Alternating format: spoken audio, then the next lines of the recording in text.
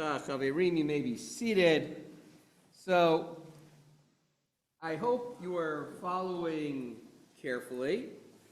And so I'm going to ask the same question that I asked before, which is, where is Moshe Rabbeinu, where is Moses at the moment of revelation?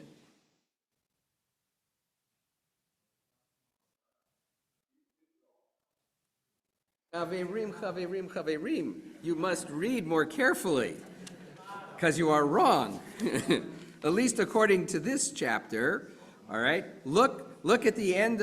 Look at page 441 in your Chumashim. Right. And verse 24. So the Lord said to him being Moses, "Go down and come back together with Aaron, but let not the priests or the people break through to come up to the Lord, lest he break out against them." Verse 25. And Moses went down to the people and spoke to them. And God spoke all these words, saying. So, where is Moses? He's down with the people according to this, and yet who else was invited to come to the party? Aaron. Right? Has Aaron ever really sort of been in your mental picture of on the mountain? But he seems to be invited, right? Let's turn forward for a second. Or actually, before we turn forward, right? What's going on at this moment, right? The mountain is shaking. The people are shaking.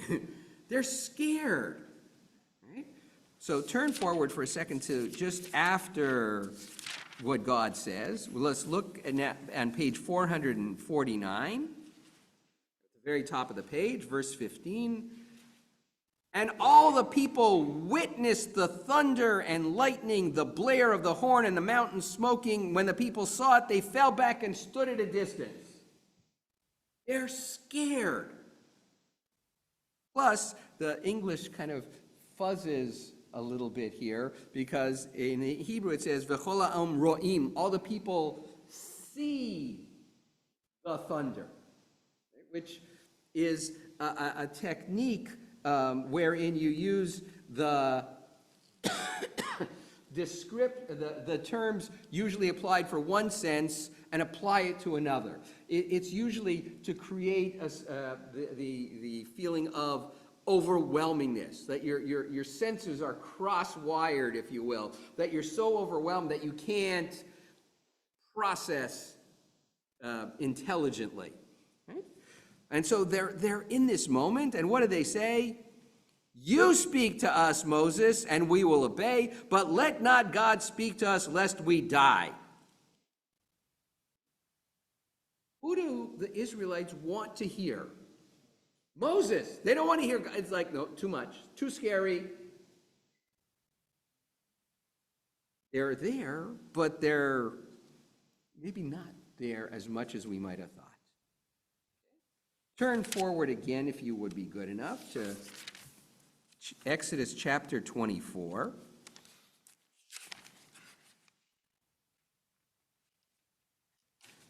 There. Okay, page 476. Right, this is the end of Parshat Mishpatim. Parshat Mishpatim is a litany of laws. Right, it is called by our sages the Exodus covenant. Right? Why? Because of what happens here in chapter 24. Then God said to Moses, "Come up to the Lord with Aaron, Nadab, and Abihu, and the 70 elders of Israel, and bow low from afar. Moses alone shall come near the Lord, but the others shall not come near, nor shall the people come up with him." What does this sound like? It sounds a little echo of the instructions that we got back in chapter 19 with variations. So what's going on? modern biblical scholars have noted that the Torah that we have is really a merging together of a variety of pre-existing strands, where each strand had its own version of certain things, and that the redactor who puts it all together doesn't want to choose between this version and that version, and so includes multiples. And that's what we're getting here in chapter 24. 19 is the E source strand telling its story of Revelation. This is the J source telling its story of Revelation. And who's involved? Oh, we have a slightly different cast of characters now, but because when we study all of this, it sort of mushes together, and we've taken the geography of here, and we've put it into the geography of chapter 19. And we're going to confuse ourselves even more in a minute. Right? So Moses went and repeated to the people all the commands of the Lord and all the rules, saying, all the things that the Lord has commanded we will do. Then Moses wrote down all the commands of the Lord. Right? Who's writing? Moses. What's he writing? All the commands? What commands?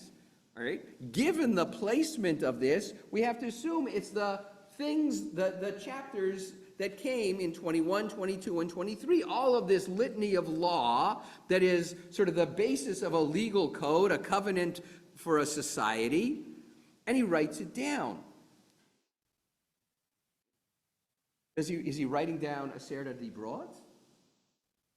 Well, that's 4 chapters ago. I don't know that he's writing it down.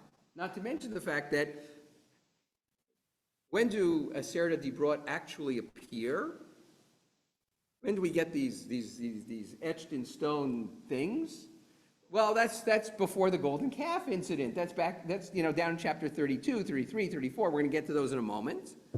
Okay? So what's Moshe writing down? What's the content here? Right? And is this revelation? Early in the morning, Moses set up an altar at the foot of the mountain with 12 pillars for the 12 tribes of Israel. He designated some young men among the Israelites, and they offered burnt offerings and sacrificed bulls, etc., etc. I'm going to skip. All right, verse 7. Moses took the record of the covenant and read it aloud to the people. And they all said, all that the Lord has spoken, we will faithfully do. Again, it echoes what we had in chapter 19. All that the Lord has spoken, we will do and we will hear. It's like I'm getting a little repetition here. And Moses took the blood and dashed it on the people. This is the blood of the covenant that the Lord now makes with you concerning all these commandments. It's a covenantal moment. It's a moment of connection. But the question is, why do I need this covenantal moment of connection if I just had one in chapter 20? Then Moses, Aaron, and Nadab, and Abihu, and 70 elders of Israel ascended, and they saw the God of Israel. Second. That's a wow moment. Okay, we'll look at what they saw in a second, but before we look at what they saw, I want to jump ahead.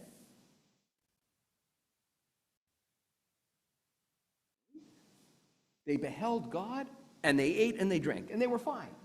All right? The emphasis, they didn't die. All right? Verse 12, the Lord said to Moses, come up to me on the mountain and wait there, and I will give you the stone tablets with the teachings and the commandments which I have inscribed to instruct them. So, again, what did Moses just write? What was this covenant that they just entered into? If God is going to give them this stuff in hard copy, very hard copy.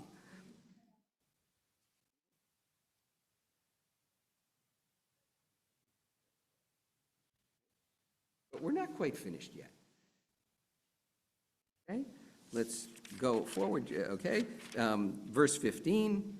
When Moses had ascended the mountain, the cloud covered the mountain. The presence of the Lord abode on Mount Sinai, and the cloud hid it for 6 days. On the seventh day, he called to Moses from amidst the cloud. Verse 17. Now the presence of the Lord appeared in the sight of the Israelites as a consuming fire on the top of the mountain. Moses went inside the cloud and ascended the mountain, and Moses remained on the mountain 40 days and 40 nights. All right? That's an echo of what we just read a few moments ago, where it talks about how Moses, they say to Moses, you know, you talk to God, leave us out of it. And Moses entered the Arafel, he enters the turmoil, the cloud, the smoke. Well, again, it's an echo, or it just happens to be another account. This one, my teacher, Baruch Schwartz, in writing about the events, the theophany, the revelation at Sinai, writes the following with regard to the verse we just read. Just 10 months after arriving at Sinai, the Israelites complete their task of constructing the portable abode for the deity. As the second year begins, the deity takes up residence, arriving in full view of the entire people in the fire cloud that descends from Sinai to the tabernacle upon which it rests. The process of law-giving begins.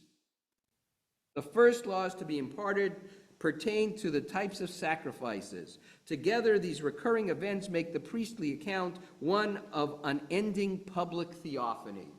What does he do? He goes from verse 17 here to the end of the book of Exodus, where the Israelites have built the tabernacle, and what happens when they finish it and they dedicate it? God's presence descends on the Mishkan, and there you go. When Moshe needs answers, where does he go? He doesn't go up the mountain anymore, he goes to the Mishkan. Okay? The Israelites have built an RV with which they can take God from the mountaintop with them into the wilderness. And what happens there? Revelation happens. Moshe has a question. What do I do? And he goes there, all right? Just to show you that I'm not making it up.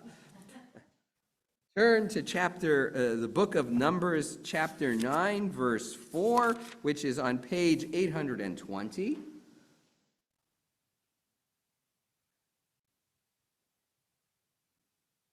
Okay. Moses instructed the Israelites to offer the Passover sacrifice, and they offered the Passover sacrifice in the first month, on the 14th day of the month, at twilight, in the wilderness of Sinai, just as the Lord had commanded Moses, so the Israelites did. Okay, everything's fine. But there were some men who were impure by reason of a corpse and could not offer the Passover sacrifice. Appearing that day before Moses and Aaron, those men said, "We are impure by reason. Why should we be precluded from presenting the Lord's offering at its set time with the Israelites?" And Moses said to them, "Stand by and let me hear what instructions the Lord gives about you." I don't know what to do. Let me check with God. Right, so what does he do? And the Lord spoke to Moses, saying, "Speak to the Israel people, saying, when any of you, blah, blah, blah," and he gives them instructions on what to do if someone is unable to do the Passover offering at its appointed time. Okay? Fast forward into the wilderness a little bit further. They find a guy collecting wood on Shabbat. And they say, "Moshe, what do we do?" And Moshe says, "Stand by, I'll get back to you." And he goes and he finds out. Later on, in the book of Bamidbar, the daughters of Tzlofchad come to Moshe and say, "You know, it's not fair that just because our father left no sons, that his inheritance should just go off to whoever." And Moshe says, "Stand by, I'll get back to you." And he goes to the Mishkan and he consults with God. So now we're addressing a little bit of the question of, when does revelation happen? Is it 50 days after Sinai, like an echo of which we're celebrating today? Or is it a year after when they build and dedicate the Mishkan and God's presence appears? Or is it decades later at the end when Moshe brings the people into another covenantal moment with God? And at that point, the Torah is now complete. And Moshe says to them, here, Kinderlach, here it is. I've been working on this manuscript with God for 40 years. It's finally done. Or is it 400 years later when our friend the redactor takes all of this material and puts it into this form that we now have and study and use as the basis for our Judaism?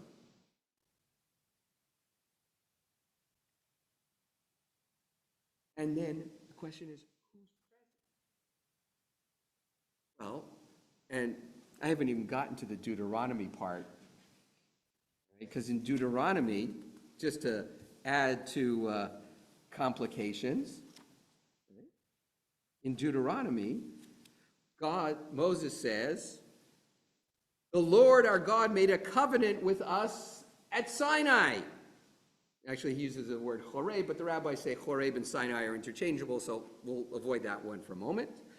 It was not with our ancestors that the Lord made this covenant, but with us, the living, every one of us who is here today, whether you were there then or not.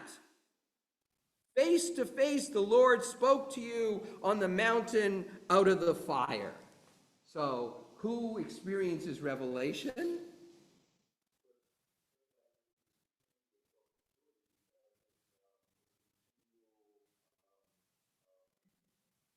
Never ends. It's never-ending revelation. It's never-ending revelation. And who are the recipients of revelation?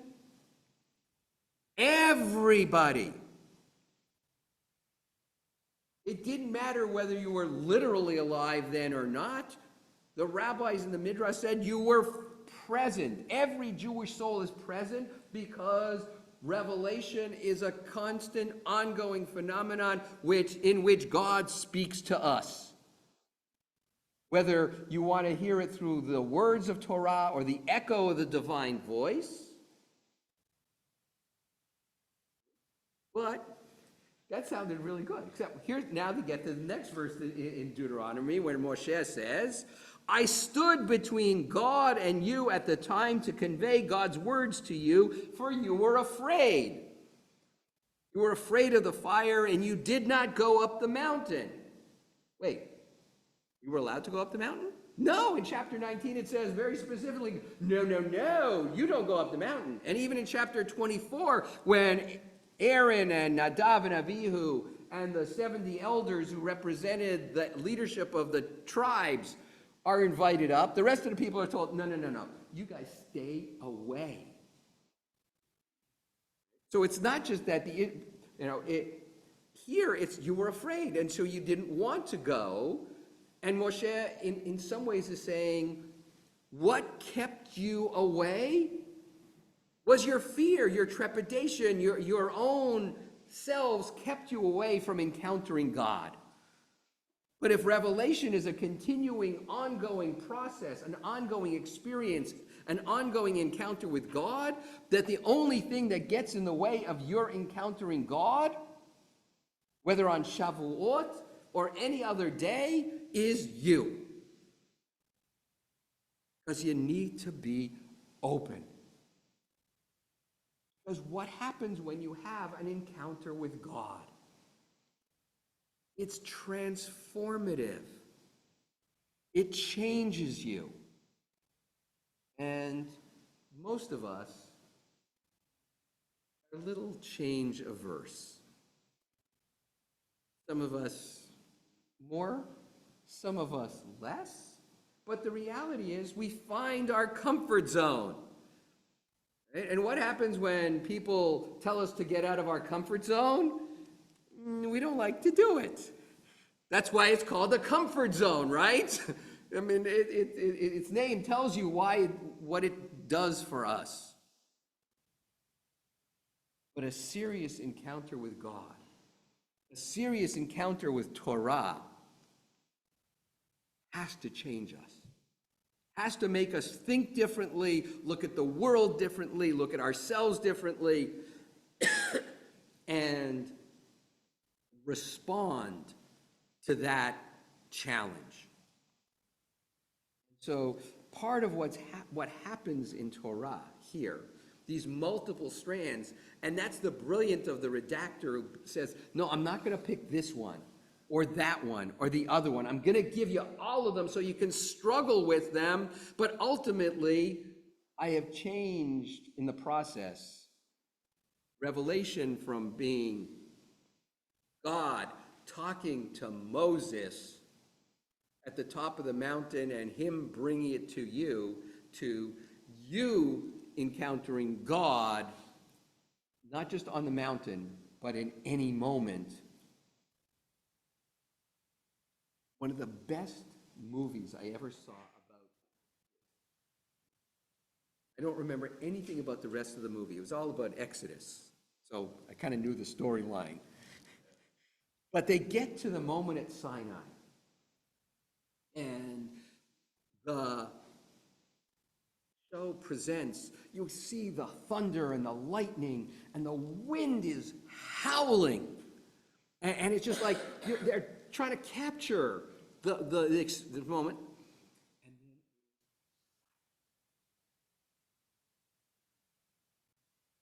And then there's no big booming voice. I am the Lord your God. No, there's none of that. But the words of Aseret HaDibrot come out of the mouths of the people. They are experiencing revelation, internalizing it, and speaking it. There is no content from on high. It's all mediated through us as individuals, because we are the speaker system of revelation. We are the broadcast medium of revelation. And so we need to receive and we need to put out. We need to hear and we need to transmit. And that is the ongoing process that may have started at the foot of Sinai, but continues wherever Jews find themselves. Adkan. Okay. Chaverim, let me invite you to turn back to your Sidurim, and we'll do the Chatzi Kaddish on page 342. We'll